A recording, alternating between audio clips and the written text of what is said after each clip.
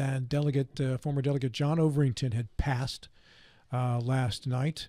And looking up John's Wikipedia page, it looked like age 79 and a half. Basically, I don't know the cause of his passing or anything leading up to it. Maria, I know you said that you had just seen John a couple of weeks ago, and everything seemed fine. Yeah, exactly. I mean, if you have to go, that's certainly the way to go. I was sitting at the Rotary selling 50/50 tickets, and he walked in, and he always had a coin that he used, but he also always had his Rotary pin on, which meant that he got 2 for 1. And he didn't let me forget that. Good deal. Right? Yeah, it was a deal. So. Yeah, John was known by so many people in the community. When I started the talk show across town in April of 1995, I took a conservative approach to the talk show, and at the time in West Virginia, which was overwhelmingly Democratic in the legislature and in voter registration, that was kind of going out on a limb. And John was one of the first lifelines and pretty much the only Republican guest available locally from the delegation because there just weren't that many Republicans elected at the time. In fact, at that time, most Democrats you spoke with, well, I wouldn't say most, but many that you spoke with said that they really actually were Republicans, but there was nobody to vote for in a primary, so they registered as Democrats. And John helped me get off the ground with that show, got me statewide exposure at a time when there wasn't a lot of conservative talk on in West Virginia, and ultimately pushed for an award that I got, which I didn't even remember until I was cleaning out a closet some time ago. Best conservative talk show in the state of West Virginia back in 1997 or 98, I think it was. And, wow. And John was at the forefront of that charge. He was a frequent guest on the show, always available, and a heck of a personality. And few knew him better than Bill Stubblefield, who joins us via telephone. Bill, good morning. Thank you for joining us, sir. Good morning, Rob. It was a real shock this morning when you called me and told me that John had died. John was one of the first persons I met when Bonnie and I moved there in 1998, 1999. I'm not sure how we first met, but I do know shortly after we did meet, John was instrumental in introducing me to the community, to Rotary, to his Republican colleagues. And there was a group of folks that we got together for breakfast once a month for the better part of 4 or 5 years, included Doug and Joni Roach, Vince and Sarah Townsend, David and Barbara Miller, and John and Joanne and Bonnie and I. And what's remarkable about this group is they were all instrumental to the leadership of the county, of the area, but they were the most gentle collection of people I think I've ever met. It was just a pure joy to be around them. They never spoke ill of anyone. They were just really good, down-to-earth people, type of folks you want to just call friends and feel and relax in their comfort. And that was typical of John. John loved his politics. He was a man of great principle, especially great principle when it came to Republican politics.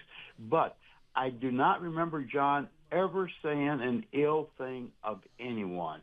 He might have disagreement, but on a personal basis, in all the years I knew John, never a single bad word about anyone. And you know, Rob, thinking about it, that is a pretty darn good legacy to leave to the world. Showing everyone respect, showing everyone with kindness, and that was typical of John. He was also a very caring, loving husband. When his wife Joanne fell and developed some mobility problems, John put the appropriate priorities in place. He stepped down from being a delegate, which he had held for, I think, 32 or 34 years, and to be available for Joanne whenever she needed him. John was...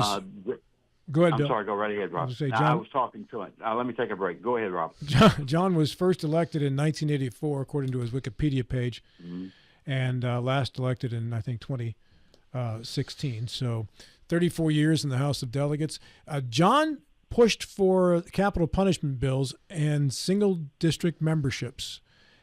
I think those were the two biggest things I can remember, Bill and Maria, when it came, and John Gilstrap, when it came to defining John's legacy in the House of Delegates. Agreed. And he was not insistent, that's not the right word, but he was going to make that happen, and he would continue to try to make that happen forever. One of our Facebook commenters commented, and I had just jotted down the same thing. Ken Matson talked about, we'll miss the tree contest. So one of my early experiences with John is he was a naturalist and loved the outdoors, and started this big tree contest and would actually award people, encourage them to take part in it, and then he would make an award, and there'd be a big picture with John and the big tree and whoever had the big tree. So that was my thought when he was at in that vein, and we would run the picture of the tree and John in the journal. Mm-hmm. Along with that, John's father was, I think, the forester for the state of Maryland, and that's where John developed his great love for trees. I finally had a tree on our property that I ran across the other day that I was going to enter in next year's contest, which I'm sorry we not have the opportunity. Going back very quickly, these two issues that you mentioned with John, capital punishment and the single district membership. He was successful in one, and that was a single member district membership. But he was not successful in the second one. But he did try consistently over the past.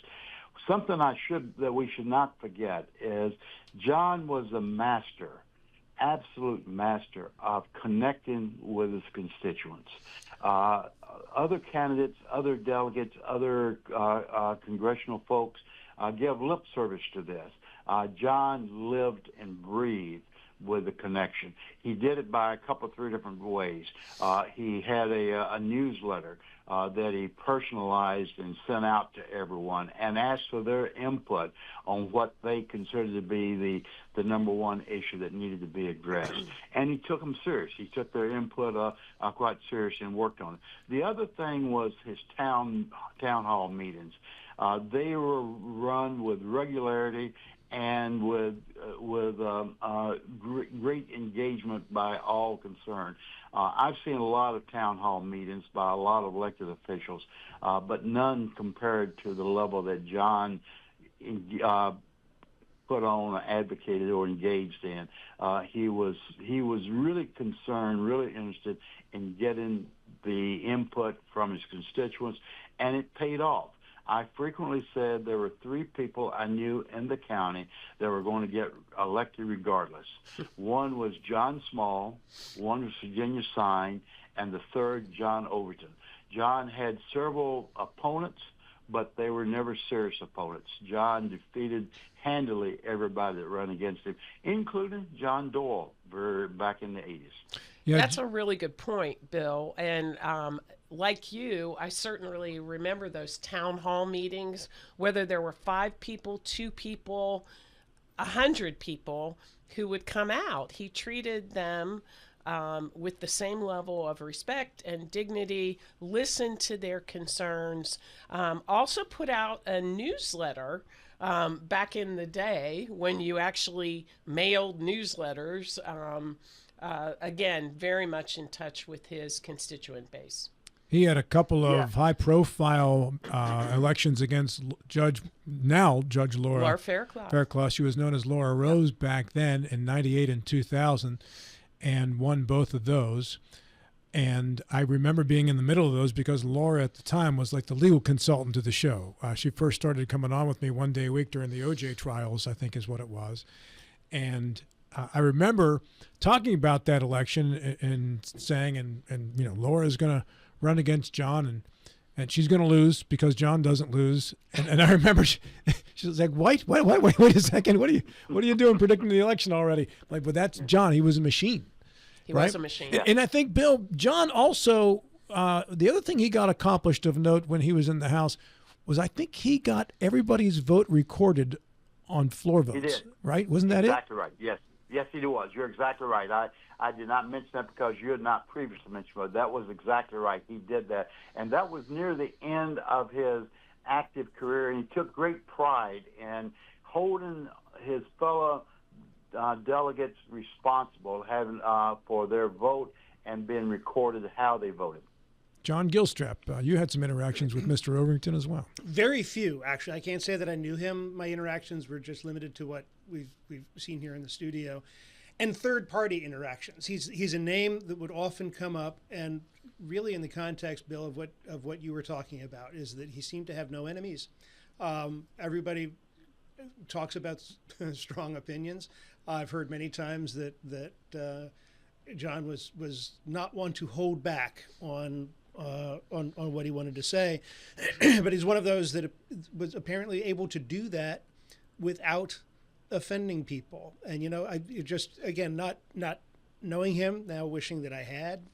What I think for me, if you can come to the end of this journey, and people look back and they say he was a good man, I don't know, and a good parent and a good spouse, good being the descriptor.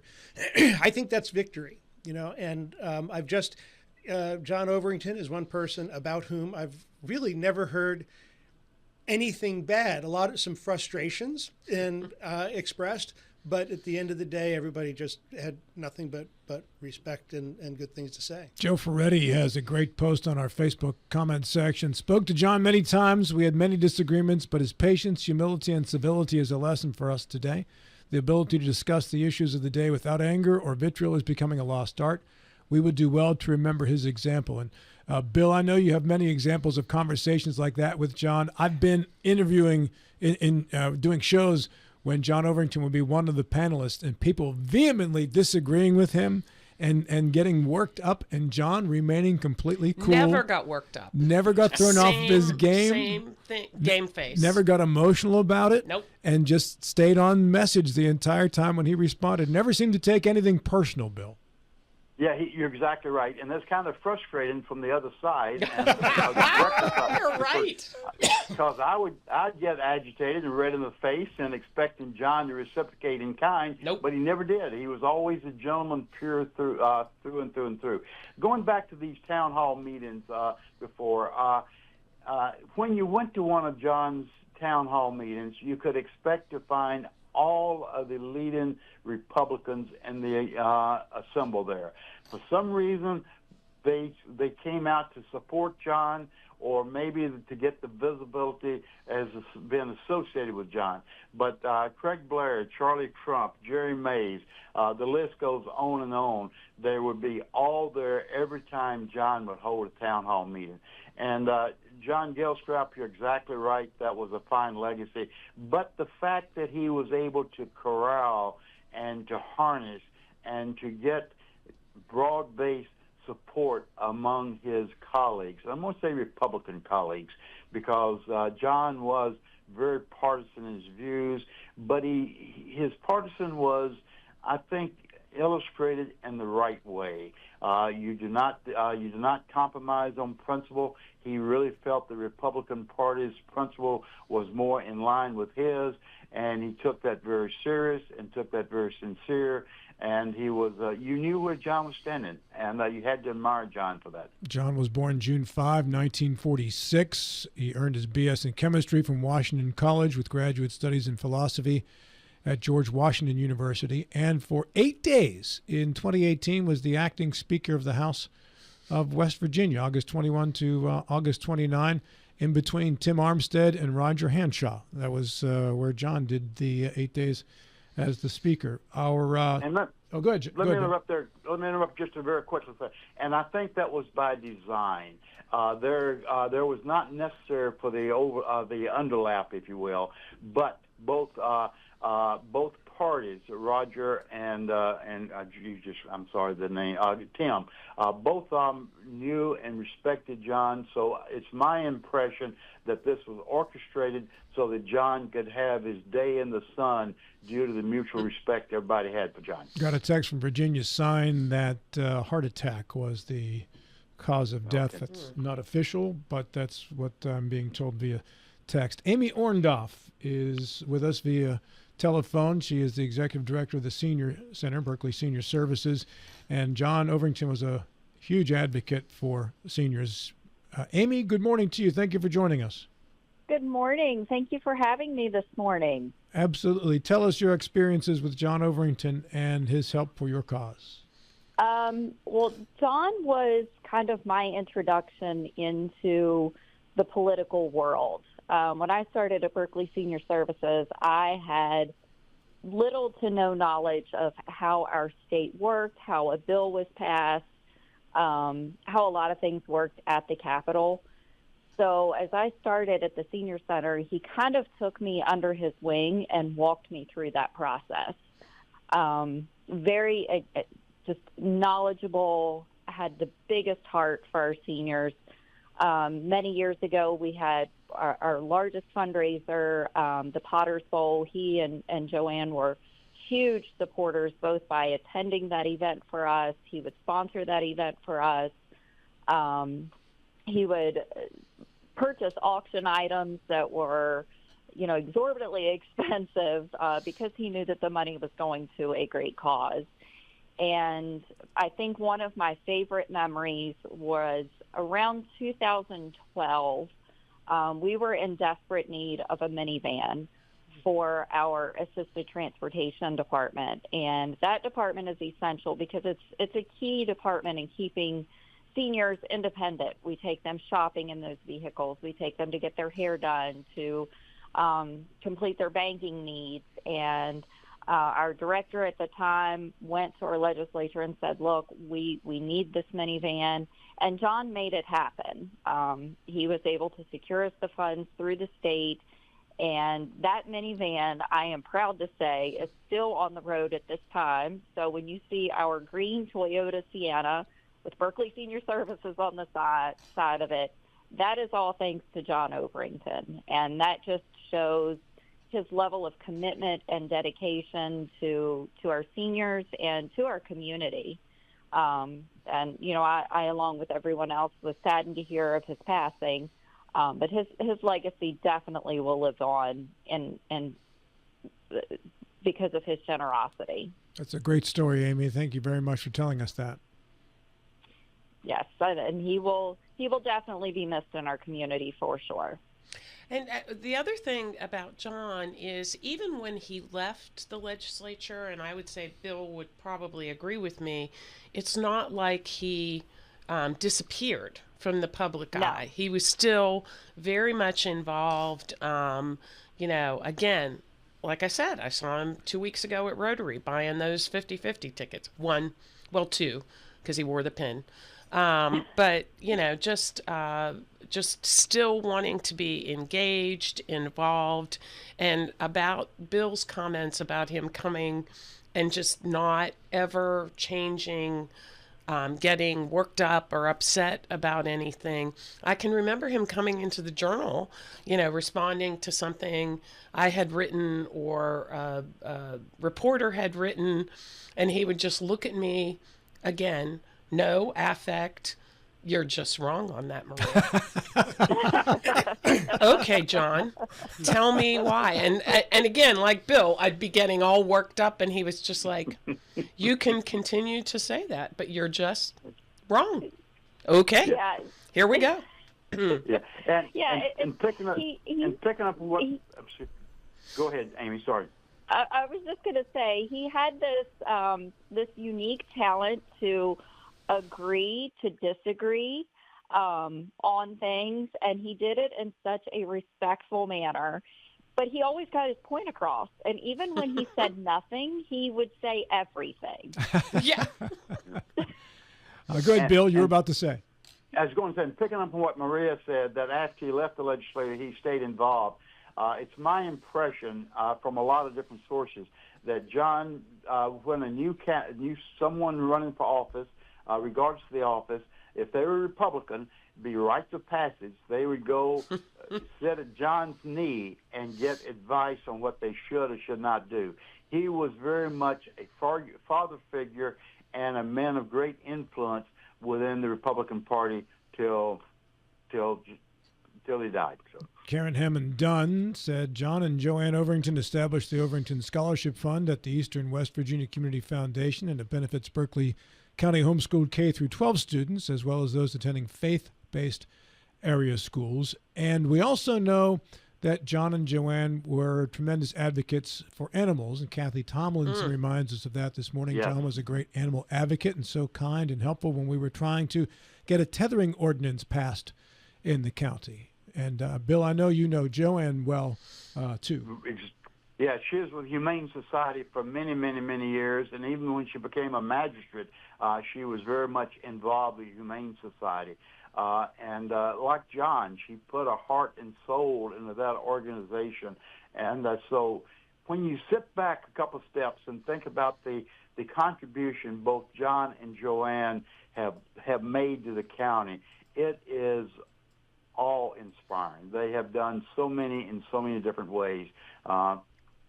Tremendous contribution to the county. Amy, I want to thank you very much for calling in, your scheduling flexibility this morning. We'll have you on the show on Monday, and I appreciate your contribution this morning. Not a problem at all. I was glad that I was able to weigh in. And, you know, I am a better person for knowing John Overington. And I'm sure a lot of us in the community are feeling that way. Amen. And Bill, Well said. 30 Yep. seconds. A final thought from you, Bill. He's a good friend, and a good friend. He and I disagreed on various things politically. Through time, probably disagreed more than we did initially.